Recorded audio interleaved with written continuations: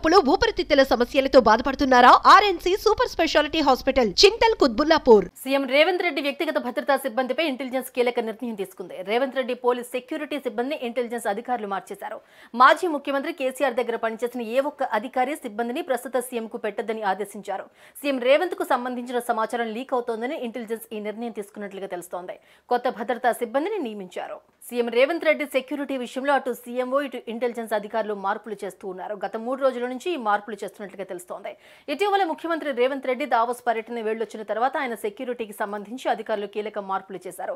మాజీ సీఎం కేసీఆర్ దగ్గర పనిచేసిన భద్రతా సిబ్బందిని పూర్తిగా మార్చాలని సీఎం రేవంత్ రెడ్డి నిర్ణయం తీసుకున్నారు. ఈ విషయానికి సంబంధించి ఆగ్రహం వ్యక్తం చేసినట్లుగా సమాచారం. ఆయనకు సంబంధించిన వ్యక్తిగత సమాచారంతో పాటు అధికారిక సమాచారం మొత్తం కూడా లీక్ అయ్యే ప్రమాదం ఉందని అధికారులు గమనించారు. ఈ విషయాన్ని అధికారులు సీఎం రేవంత్ రెడ్డి దృష్టికి తీసుకెళ్లినట్లుగా తెలుస్తోంది. దీంతో ముఖ్యమంత్రి సెక్యూరిటీకి సంబంధించి మార్పులు వెంటనే చేయాలని నిర్ణయం తీసుకున్నారు.